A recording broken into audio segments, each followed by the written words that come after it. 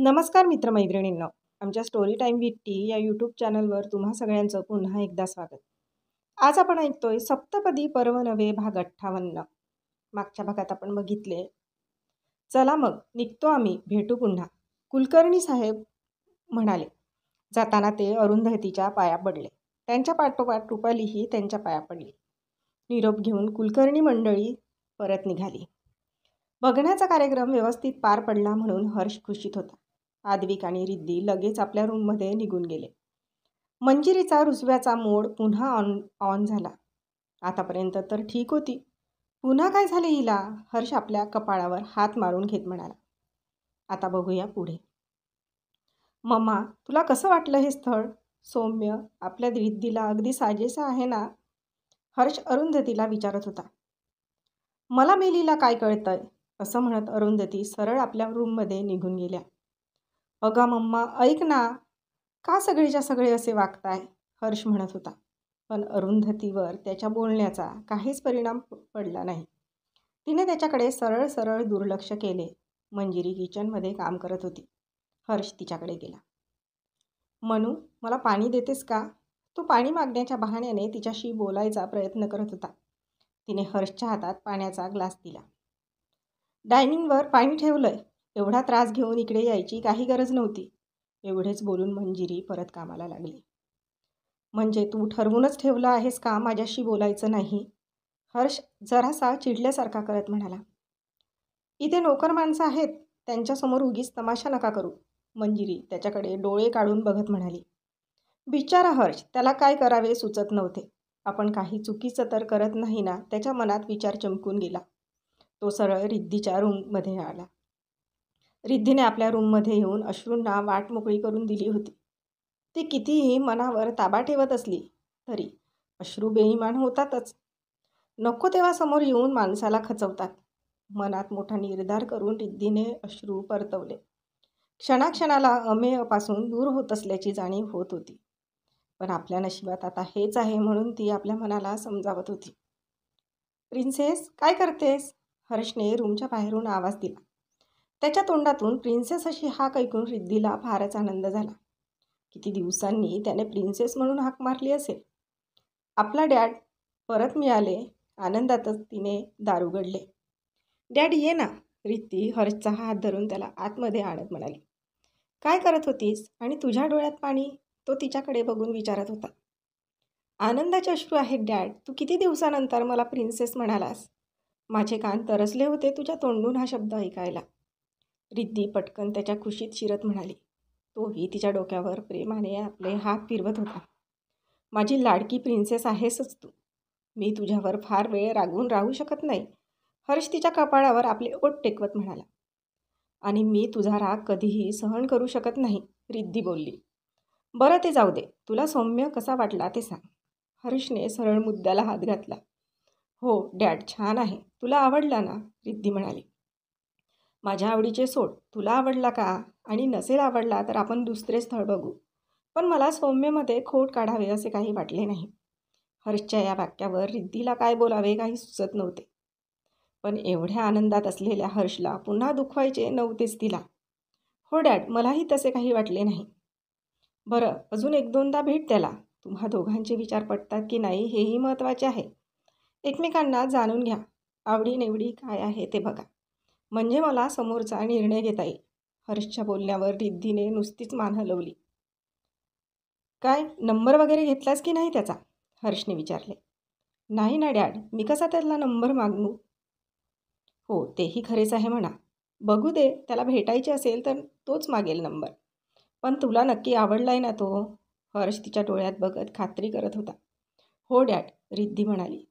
तिचा होकार आल्यामुळे हर्षला तर फारच आनंद झाला. मम्मा आणि मंजिरीही मान्य करतीलच या विचाराने तो मनातच हसला. बरं चल, येतो मी. आणि माझी एका क्लायंटसोबत मीटिंग आहे. मला यायला जरा उशीर होईल. तुझ्या मॉमला सांग. हर्ष बोलून बाहेर निघून गेला. कपडे बदलून रिद्धी बाहेरच्या हॉलमध्ये येऊन बसली. मॉम, डॅड कुठल्या तरी मीटिंगला गेला आहे. त्याला यायला उशीर होईल म्हणाला. रिद्धी मंजिरीला बघून सांगायला लागली. हवे तसे वागा आणि हवे तेव्हा या म्हणावं. इथे त्यांना म्हणायला बोलायला कोण आहे? मंजिरी वैतागातच बोलत होती. बस ना मॉम, किती चिडशील अजून, रिद्धी तिच्या मागे जाऊन तिला कवटाळत म्हणाली. मंजिरीने समोर वळून तिचा चेहरा उंजळीत धरला. काय सांगितलंस डॅडला? तुला मुलगा पसंत आहे म्हणून?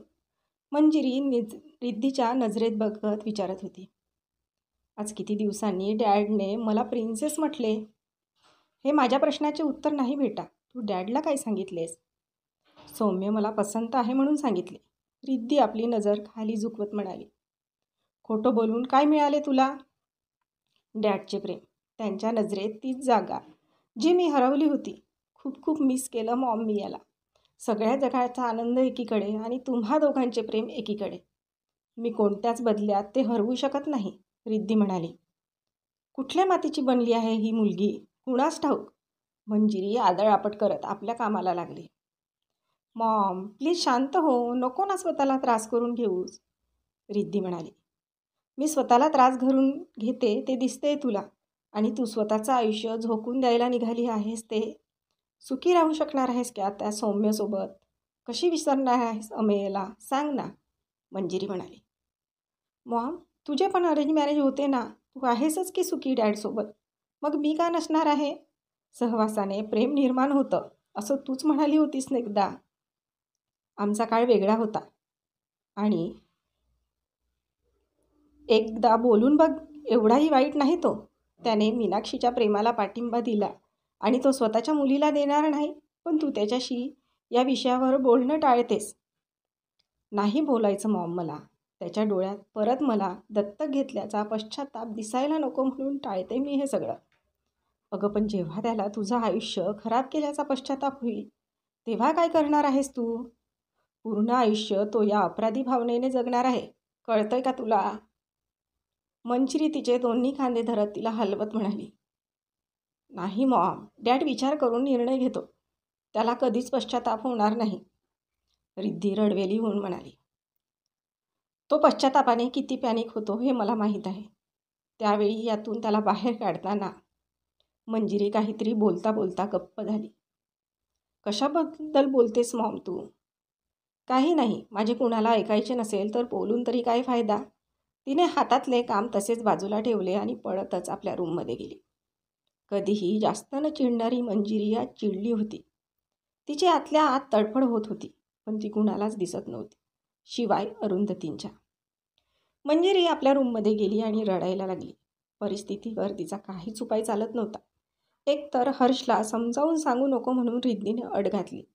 दोन्ही खात्रीच्या मधात सापडल्यासारखी तिची अवस्था झाली होती. हर्षचे वागणे तर तिच्या समजण्यापलीकडे होते.